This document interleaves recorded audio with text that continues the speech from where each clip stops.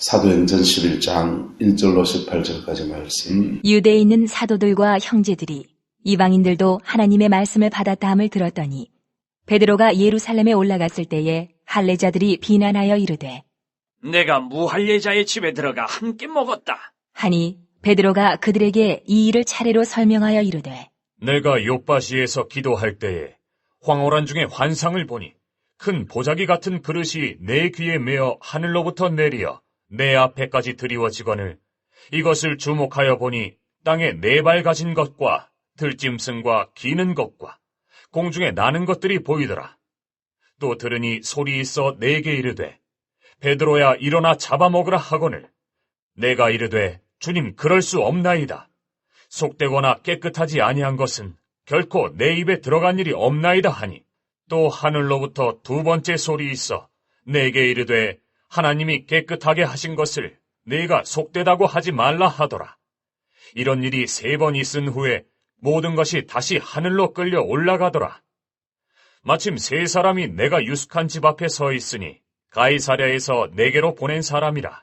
성령이 내게 명하사 아무 의심 말고 함께 가라 하시매 이 6 형제도 나와 함께 가서 그 사람의 집에 들어가니 그가 우리에게 말하기를 천사가 내 집에 서서 말하되 네가 사람을 요빠에 보내어 베드로라 하는 시몬을 청하라.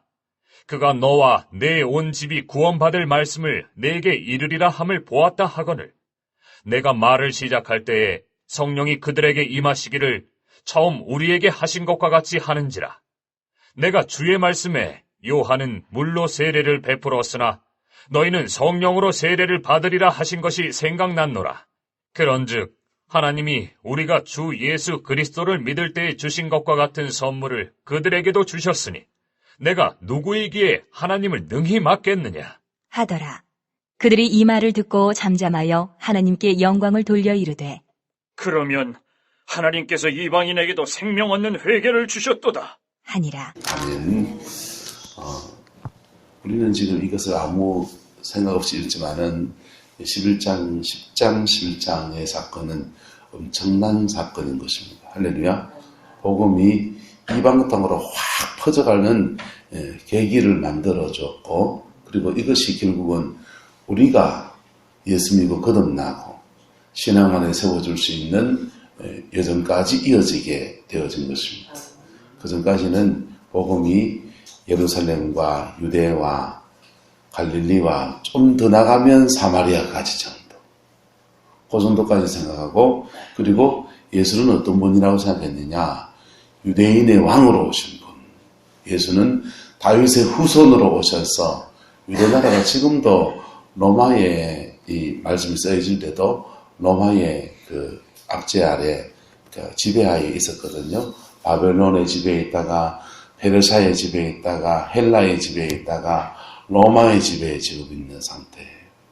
그러니까 보세요. 지금 제국이 4개가 바뀔 때마다 이 지배에 있고, 사마리아는 아시리아의 지배 때부터 시작하면 5개의 제국의 지배를 받았으니까 얼마나 나라가 핍절했겠어요? 우리는 일제 36년만이 그래도 막 치를 드는데 수많은 세월 동안 민족이 이 민족 저 민족에게 지배를 당하고 그렇게 할 때에 너무나 힘든 생활을 했습니다. 그래서 이스라엘 나라가 가장 좋았을 때가 언제냐? 다윗의 통치 때예요. 그래서 다윗의 통치 때로 돌아갈 수 있다라고 하는 희망, 그거 하나 붙들고 온 거라고. 그거 하나 붙들고 왔는데, 그리고 예수님이 오셔서 다윗의 자손이라고 그러고, 그 다음에 다윗의 자손을 십자가에 못 박아 죽였는데 그분이 살아나셨잖아요. 그러면 부활하신 그분이 이스라엘 나라를 회복하실 때가 이때니까 이러니까 때가 기원한 아버지께서 자기 권한에 두셨으니 너희의 알바 아니오 이러면서 주님 성천해버렸네요. 그리고는 이제 오신다고 하니까 오시면 이루어지겠지 하면서 하고나 마고나 지금 기다리고 있는. 복음은 어디까지 전해야 됩니까? 하나님 입장에서는 온 민족을 향한 복음인데 베드로와 12제자들은 복음 어디까지 전해야 됩니까? 예루살렘과 유대와 사마리아, 갈릴리 끝. 여기까지인 거예요. 복음은 누구의 것? 유대인의 것이. 예수는 누구시고? 다윗의 자손으로 오셨던 분이시고. 예수는 다윗의 자손 오신 분 맞습니까? 안 맞습니까? 맞지요. 맞지만은 예수님은 그것을 넘어서는 분. 예수님이 마지막 인생의 말미에 그런 말씀 하셨잖아요. 다윗의 자손을 향해서 주께서 내 주에게 이르시되, 주께서 내 주에게, 주님이 두 분 나오는 거예요.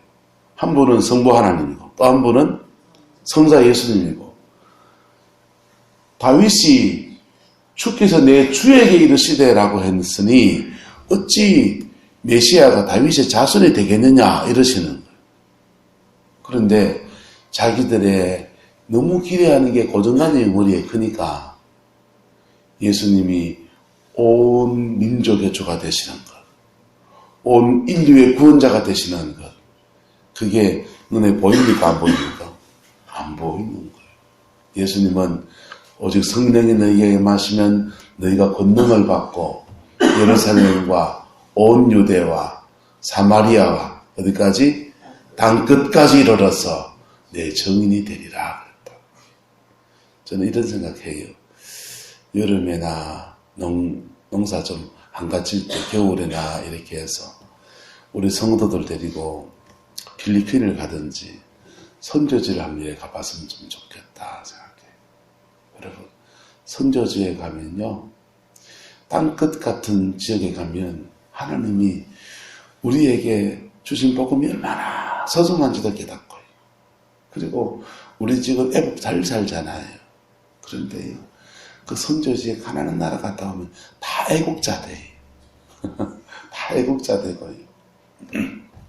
그리고 겨울에 가면 인도네시아 이런 데 가면 다 서늘하고 딱 좋거든요. 봄 날씨거든요. 그리고 열대 과일도 마음대로 먹고 관광도 하지만 새로운 것도 보지만 주님이 우리를 들어서 어떻게 사용하신지를 참 생생히 내요. 여기서는 별 볼 일 없는 믿음 같은데 거기 가면은요, 하나님이 놀랍게 들어 사용하셔요. 내 안에 이런 능력이 있었나? 하는 것들이 막 나오더라고요. 그래서 돈 모아가지고 제주도도 가시고 하시는데 비수기에 가면 돈도 그렇게 얼마 안 들어요. 여름, 겨울 이렇게 방학 때 학생들이 왔다 갔다 해서 그때 비행기 값이 비싸지 중국 같은 데 가는데 가면 선교사님들도 체제 비용이 그렇게 별로 안 비쌉니다. 가면 왔다 갔다 하는 비행기 값에서 한 30만 원이랑 갔다 온다고. 가면은 우리가 송원하고는 이상범 선교사님들도 가보고 하면요, 얼마나 좋은지요. 현지의 사람들 세월이고 몸부림치는 선교사님들 보고 나면요, 엔돌핀이 막 솟습니다. 젊어지십니다. 할렐루야. 자, 갯돈 모아가지고 한번 가봅시다. 해외에 한 번도 못 가보신 분도 많이 계시잖아요. 자, 어쨌든요, 복음이 우리 안에 이거 갇혀 있을 때는 그냥 쏙닥 그런 것 같아요. 그런데 복음이 한 경계를 넘어서 가면요, 놀라운 능력인 겁니다. 놀라운 능력이고 생명의 놀라운 역사이고 그 영혼들이 살아나는 것을 보면요, 여러분, 인생 가운데서 가장 소중한 것은 바로 생명을 살리는 거라고요. 할렐루야. 생명이 살아나는 거라고요. 그런데 그것을 막고 있는 것이 있는데 그게 뭐냐? 잘못된 고정관념. 유대인들이 지금 고정관념입니까? 교리입니까? 잘못된 고정관념이기도 하고 그들은 구약 성경을 자기들 식으로 해석하면서 쌓아놓은 선민의식, 이게 고정관념이면서 교리예요. 하나님의 인들이 이루어지는데 우리의 고정관념이 굉장히 장애물, 우리의 고정관념, 또 잘못된 교리들이 얼마나 이것에 장애물을 내는지 몰라요. 전 세계에서 성령 안에서 놀라운 부흥이 일어날 때 부흥은 두 가지 모습으로 일어납니다. 첫 번째로 우리나라에 일어난 부흥을 가지고 말하면 1907년에 일어난 장대현 교회에서 일어난 회개의 부흥이에요. 무슨 부흥이요? 회개의 부흥이에요. 회개하면서 사람들의 영혼이 뭐가 됩니까? 물같이 깨어지는 거예요. 물같이 깨어지고 그냥 평양시대에 그전까지 선교사님들이 전도지 돌리고 쪼꼬레 줄게 교회 오면 염소도 사줄게 이래가지고요. 교회 온 사람이 교회를 예수 믿겠다고 작정한 사람이 한 3만 명 정도 됐어요. 평양시내에. 꽤 많잖아요. 꽤 많고 또 선교사들이 학교를 세워가지고 학교에서 신학문을 가르쳐주고 너희 아이들 공부시켜줄게. 서당 가려면 돈 줘야 되는데 그것도 한자 하늘천 땅지 가마련 누르나 이거 외워가지고는 이 변화하는 시대에 못 따라가겠다 싶었는데 신학문 배우는데 공짜를 막 가르쳐준다 그러니까 이래 고마워 저래 고마워서 교회에 온 거예요. 오니까 세례 주고 세례 받았으니까 교회에 앉아있는데 거듭났습니까? 안 났습니까? 거듭나지 않은 거예요. 거듭나지 않으니까 교회 안에 있다 보니까 선교사님도 인간입니까? 인간 아닙니까? 백인들이 얼마나 그 백인 우월주의가 있는지 몰라요. 선교사로 오신 분인데도 백인들은 이러고 있는 거죠. 예, 본국에 가면은 그 당시에 다 흑인들 노예로 부리고 있던 시대란 말이에요. 예, 흑인 노예 부리고 하인 부리고 있던 사람들 여와가지고는요. 조선 사람들을 하인 부리고 노예 부리듯이 막 그러면 기분 좋아요 안 좋아요? 우리가 얼마나 자존심이 센 민족인데. 그래가 교회에 앉아있고 뭐 떡 준다고 그냥 초콜릿 준다고 앉아 염소 준 것 때문에 앉아있지만은 저기 사람 꼬라지 보니까 이게 올라오는 거지요. 그런 사람들이 모여있다가 성령이 임했습니다. 그러니까 선교사님 내가 선교사님 미워했습니다 라고 회개하고요. 선교사들은요 내가 조선 사람들을 노예 다루듯이 다뤘습니다 회개하고요. 그리고 서로 회개하는 거예요.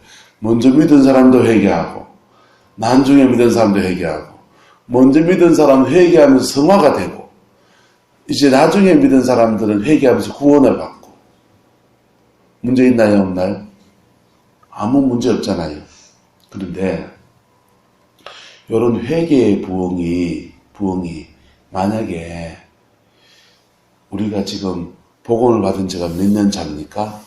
120년 넘어간단 말이에요. 120년 넘어가거든요.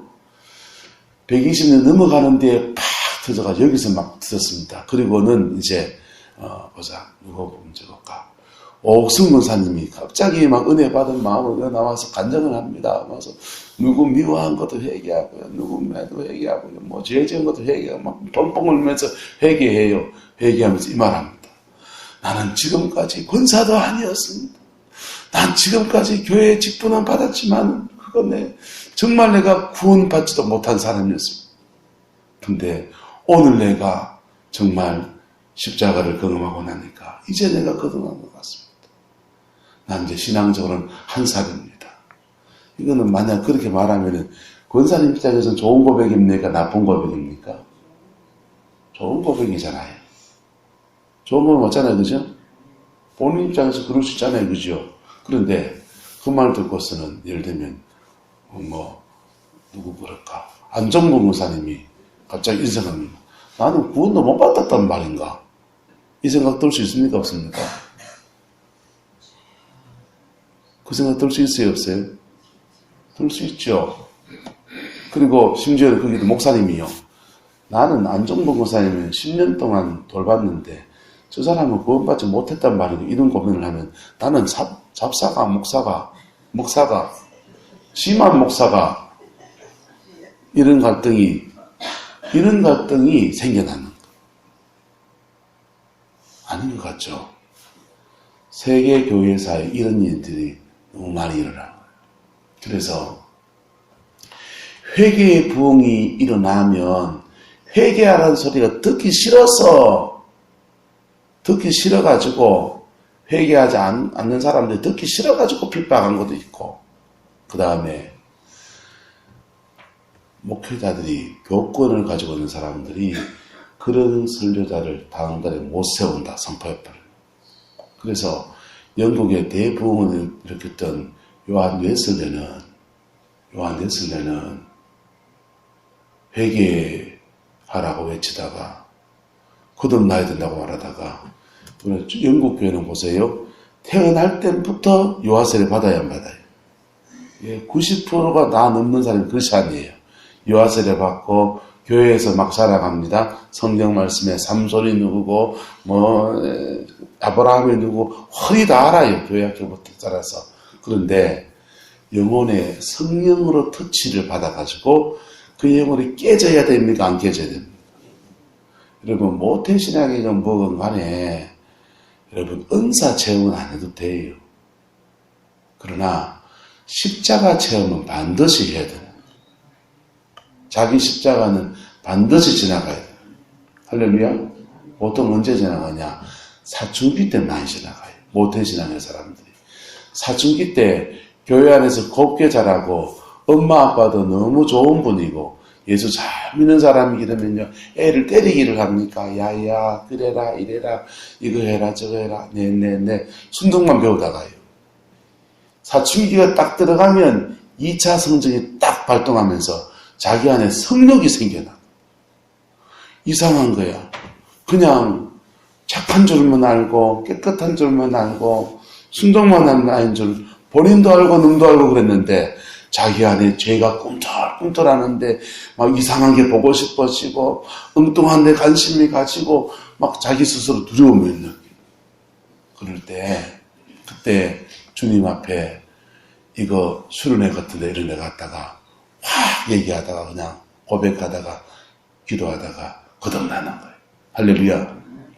보통 그렇게 되는 거예요. 근데 그런 계기를 못 지났던 사람들이 어느새 가다 20세, 30세 세가지고 세상에 한번 다 끄다가 술 한잔 먹고 이러다가는요, 또 자기의 죄를 확 느꼈을 때에 그때 회개하고 거듭나기도 하고. 그렇게 되어지는 거예요.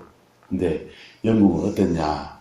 요한 웨슬레가 회개하라고 하니까 교인들은 회개하기 싫은 사람들 귓구멍을 틀어막고 그냥 웨슬레에 배쳐가는 사람도 있는가 하면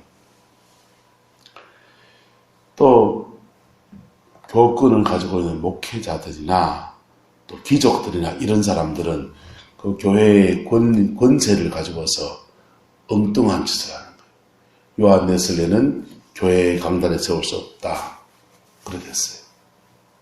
그래서 요한 웨슬레는 그때부터 교회 강단에 못 쓰고 바깥에 그냥 천막 쳐가지고 그냥 말씀을 전하고 길바닥에서 설교하고 그렇게 하면서 영국의 부흥을 끌어낸 거예요. 근데 여러분 하나만 알고 둘은 몰라요. 회개하는 게 호미로 막을 걸 뭘로 못 막는다? 잘못하면 가르도 못 막는 게 생기는 거예요. 요한 웨슬레가 그렇게라도 그 영국에 그냥 회개하고 거듭나고 서로 용서하는 그 은혜의 역사를 이루어놨더니 프랑스가요 피해 대혁명을 하면서 그 왕을 그냥 단두대에 처형하면서 그냥 혁명이 일어나는 거예요.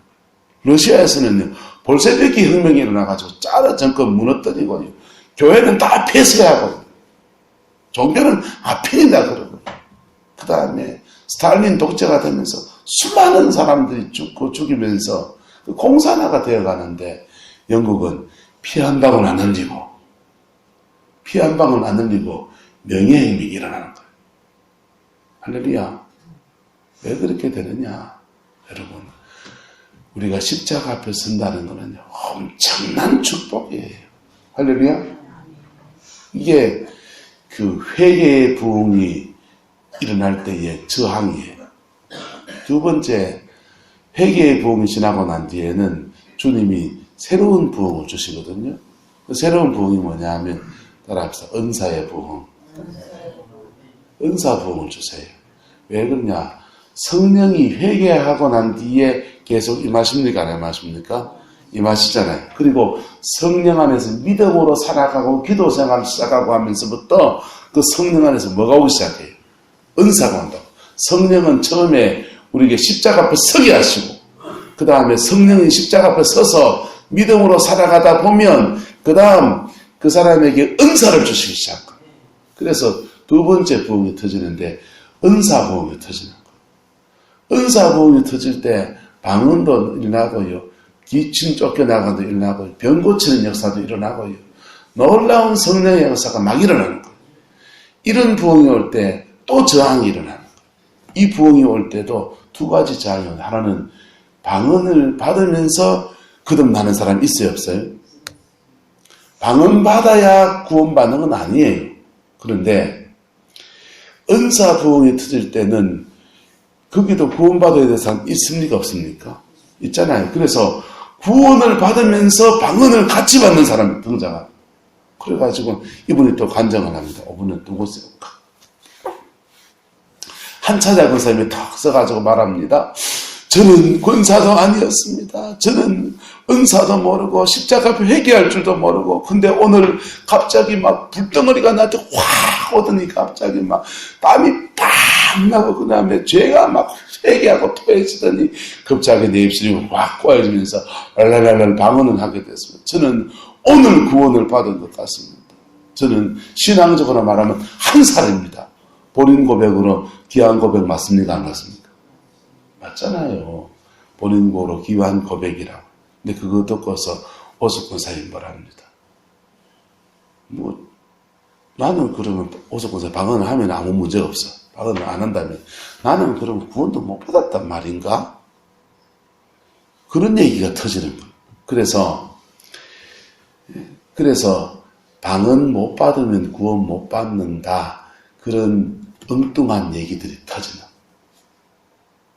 은사주의 부흥이 터질 때는 이렇게 구원론 문제가 이게 시비가 되고 두 번째 또 하나의 문제는 따라서 세계관에 문제가 있습니다. 우리는 보이는 세계를 살아갑니까? 보이지 않는 세계를 살아갑니까? 보이는 세계를 살아가는 것 같아요. 그런데 보이는 세계 안에 보이지 않는 영적 세계 같이 있어요.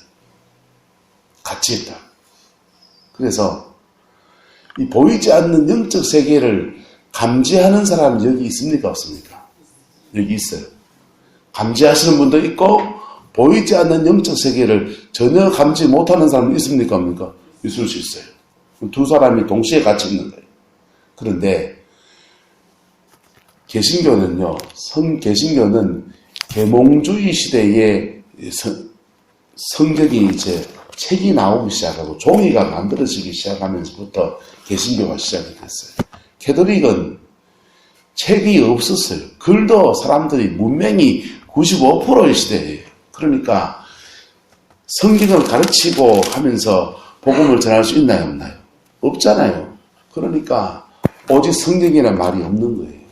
그런데 개신교의 시대가 되면서 성경이 번역되어 나오기 시작합니다. 그리고 사람들이 의식이 생겨나서 공부하려고 합니다. 전에는 미신적이었던 것들 보세요. 병 걸리면 귀신이 그러는 거라고 믿었어요. 그런데 현미경이 발견됐어요. 절받아 보니까 병 걸린 세균이 있는 거야. 그럼 병이 귀신 때문에 그런 겁니까? 세균이 그런 겁니까? 세균이 그랬고 그 세균 잡는 걸 또 발견했습니다. 푸른 곰팡이균이라고 하는 페니실린이 발견됐어요. 그러니까 병 걸리면 귀신 쫓아내야 됩니까? 페니실린 처방전 받아야 됩니까? 항생제 먹는 거예요. 그게 더 빨라요. 그래가지고는요, 개신교는 성경 중심적인 기독교가 된 거예요. 개신교는. 성경 중심적인 기독교가 된 건 좋고, 또, 캐톨릭이 워낙에 미신이 많았어요. 이게 막 짬뽕이 돼가지고, 미신하고 신학의 영적인 걸 짬뽕이 돼가 뒤엉켜 있는 게 캐톨릭이었어요. 그래서 캐톨릭의 중세를 고고한 영성에 좋은 것들 너무 많아요. 그런데 그것까지 다 미신하고 다 버려버려요. 그러다가 은사주의 부흥이 터지면 영적 세계에 대한 감지가 시작돼요. 꿈을 여러분 꾸는데 어떡할 거예요? 여러분 밤에 뭐 꿈꾸면은 이 꿈이 뭔가 궁금합니까? 궁금 안 합니까? 궁금하잖아요. 환상을 안 봐야지 하는데 보이는 걸 어떻게 그러면? 보면은 이게 궁금해요, 안 궁금해요? 궁금해지잖아요. 음성을 난 안 들어야지. 귓구멍을 틀어막고 있는데 하나님의 음성이 들리면 어떻게, 영의 음성이. 들리면 어떻게 해요? 이게 진짜인가 가짜인가 또 이 뜻이 뭔가 왜 이 말씀하시는가 궁금합니까? 안 궁금합니까? 궁금해지잖아요. 그리고 사람들에게 기도해 주다 보니까 부산의 양길 목사님 분이 부흥회 가가지고 설교를 하고 있는데 갑자기 막 누가 벌떡이라더니 막 꽥꽥거리면서 귀신이 막 고함을 치는 거예요. 설교하는데 귀신이 고함을 치니까 어떻게 가서 안수를 했더니 푹 꺼지고 그래서 자기도 모르게 귀신을 쫓아내는 사역이 시작된 거예요. 그분이 고신척이거든요. 고신척 교단 안에서 지금 그분이 스스로 고민이 지금 돼가 날린 교단을 떠나야 되나 교인 한 600명 모입니다. 고신이 나쁜 교단입니까? 좋은 교단이잖아요. 참 좋은 교단인데 은사주의 부흥이 탁 터지게 되면 뭐가 고민되냐 하면은요. 뭐가 갈등이 생기냐 하면 세계관 문제가 갈등이 생겨요. 무슨 문제가? 세계관. 영적 세계를 인정하느냐 인정하지 않느냐 이 갈등이에요. 자, 지금 유대인들은 지금 무슨 갈등이냐? 복음이 이방인 땅에도 넘어가느냐 안 넘어가느냐 이 갈등인 거예요. 여러분의 고정관념이 하나님의 역사를 막지 않기를 소망합니다. 저와 여러분의 고정관념이 하나님이 행하시는 일들을 막아서서는 안 돼요. 그리고 하나님이 우리 가운데 행하시고자 하는 일들이 우리 고정관념 때문에 막히면은 얼마나 큰 짐이겠어요. 유대인은 교회가요, 이방 땅에 복음을 전할 이 일들을 이것도 예루살렘 교회 가장 최고 지도자인 사도인 베드로가 이 일에 하나님이 들어서셨는데 베드로 보고 지금 힐문을 하는 거예요.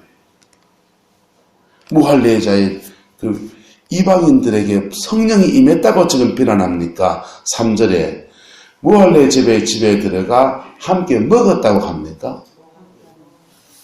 보세요. 지금 진짜 말하고 싶은 건 뭐예요? 이방인들이 생명 얻는 회개하고 구원받는 그거 지금 비난하고 싶은 거예요. 그런데 그거는 성령님의 역사니까 잘 못 건드리니까 지금 뭘 비난합니까? 밥 먹었다고 지금 말하는 거예요. 무슨 말이가 돼요? 터집 잡기예요.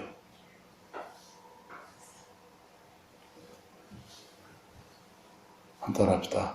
동양은 모여줘도 쪽박은 깨지 맙시다. 터집 잡기 하면 안 돼. 자, 터집 잡기 하는데 베드로가 권위를 가지고 있는 사람이니까 차근차근 얘기합니까? 안 합니까? 어제 써놨는 본문 얘기를 그대로 다 하잖아요. 본 환상, 들은 음성, 그리고 성령의 역사하시는 거 다 얘기하잖아요. 다 얘기하고 하나님이 이렇게 행하셨고 하나님이 구별하지 않으셨고 하나님이 베드로에게 환상을 먹는 환상 보여줬습니까? 안 보여줬습니까? 먹는 환상 보여줬고 아마 고넬료가 차려놓은 음식들이 요 먹는 환상에 나온 음식이 그대로 배설될 수도 있어요. 유대인들은 비늘 없는 거 못 먹어요. 추어탕 못 먹고요. 짱어 못 먹고요. 뱀 못 먹고요. 먹는 얘기 하니까. 그런데 그런 거 먹는 음식들에 대해서 주님이 환상 보여줬으니까 차려놓은 음식이 그거야. 추어탕이고 우리끼리 말하면 장어 구이고 이런 거예요. 그러니까 주님이 보여준 거니까 먹어야 돼, 안 먹어야 돼? 먹어야 되죠. 그래 보여줬으니까 먹었고 그래서 주님이 하신 일들 앞에 내가 뭐라고 하겠노 하면서 차근차근 얘기합니다. 그랬더니요. 예루살렘 교회 위대한 점은 뭐냐? 18절에 그들이 뭘 듣고 이 말을 듣고 뭐하여 잠잠해졌다는. 뭐 해졌다? 사람이요, 감정적이 되면 자기 의견이 꺾이면 감정 또 나와요, 안 나와요? 나오잖아요. 예루살렘 교회는 감정적이지 않았다는 거. 무엇에? 성령께 민감했다는 겁니다. 누구에게 민감했다? 성령께 민감했다. 그리고요, 예루살렘 교회는요, 영적 권위에 대해 순종할 줄 알았다. 영적 권위 누굽니까? 아니에요. 성령. 베드로조차도 영적 권위에 순종하고, 영적 권위에 순종하는 베드로를 보면서 주의 백성들도 같이 순종하고. 할렐루야. 자기의 정서에는 동의가 돼요, 안 돼요? 안 되지요. 내 정서에 안 맞다고 복음이 아닌 게 아니라, 자기 정서에 안 맞아도 하나님이 행하시는 것 앞에 잠잠해진 겁니다. 그리고 그들이 하나님께 무엇을 돌려? 영광을 돌려 이르되, 그러면 하나님께서 이방인들에게도 무엇 얻는? 생명을 얻는 회개를 주셨도다. 할렐루야. 이러면서 이방 땅에 복음의 열쇠가 척 열리기 시작합니다. 이때부터 딴 사람들이 이방인들에게 복음을 전해도 자유를 얻는다, 못 얻는다? 얻는 거예요. 이렇게 해서 복음이 이방 땅에 넘어갑니다. 그리고는요, 이제 내일 나눌 거예요. 드디어 이방 땅의 첫 번째 교회, 안디옥 교회가 세워져요. 이게 세워진 게, 이방 땅에 교회가 세워진 게 나중에 되면 예루살렘에 있는 성도들에게도 축복이 됩니까, 안 됩니까? 엄청난 축복이 돼요. 이방 땅의 교회들이요, 예루살렘이 기근이 오니까 구제금을, 그에게 구제금을 갖다 주기도 하고요. 그 다음요, 이들이요, AD 70년에 로마의 티토 장군에 의해서 예루살렘이 함락당하고 유대나라가 다 망해버리고요. 전 세계로 흩어질 때 흩어진 그 그리스도인들을 누가 받아줍니까? 이방 땅에는 교회들이요, 우리 형제라고 무조건 받아줘. 동네 어디 가면은 물고기 한 마리 이렇게 그리면, 물고기는 익투스거든요.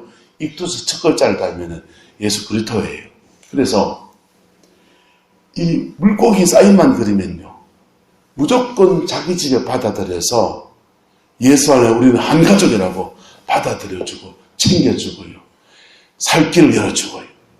베드로가요, 예루살렘에서 함락당하고 쫓겨나가가지고 어디 가서 사역하지 않습니까? 이방인 교회 에베소에 가서 사역합니다. 마지막에 로마에 가서 사역하고요. 그들이 나중에 그들이 갈 아름다운 처소를 미리 예비하는 놀라운 길을 터는 것. 자기들한테도 복이고, 또 구원의 복음을 받은 이방인들에게도 먹어요? 복이고, 하나님께는 먹어요? 영광이고, 꽝 먹고 알 먹고, 누이 좋고 매부 좋고, 도랑 치고 가지 잡고 마당 쓸고 돈 줍고. 할렐루야. 자, 자기의 정서 하나 뛰어넘는데 사실은 하나님도 공을 드립니까, 안 드립니까? 사람 쉬운 거 아니에요. 자기의 정서를 전한다는 쉬운 거 아니에요. 그런데 그 하나 하나님이 뛰어넘는 걸음을 따라서 넘어졌더니요, 이런 놀라운 자기들에게 보게 되는, 자기들에게도 보게 되는 놀라운 은총의 길들이 열려진 겁니다. 할렐루야. 우리 교회 이야기가 되기를 소망합니다. 여러분 가정의 이야기가 되기를 소망합니다. 여러분 안에 복음의 장애물은 뭡니까? 내 남편은 안 돼, 누구는 안 돼, 다 여러분은 고정관념이에요. 그 영혼을 위해서 좀 더 기도해 보세요. 그러면요, 그 영혼은 무엇이 필요한지, 고넬료가 뭐가 부족하겠습니까? 하지만 그 영혼에 뭐가 필요한지 보인다고요. 할렐루야. 그게 주님 안에 채워지게 되면요, 세워지라고 합니다. 할렐루야. 그 축복을 함께 누리는 저와 여러분 되기를 예수님의 이름으로 축원합니다. 기도합시다. 사랑과 은혜가 많으신 아버지 하나님, 오늘도 주님의 말씀 앞에 섭니다. 십자가의 그 피 묻은 진리, 그것 속에서 우리를 구원하신 하나님의 그 큰 사랑 경험하고 누리고, 그것 속에서 자랑하는 저희들 되게 하나님 역사하여 주시옵소서. 여호와께서 함께해 주시기를 원합니다. 주님의 은총 안에 우리를 충만하게 하옵소서. 예수님의 이름으로 축복하며 기도드리옵나이다. 아멘.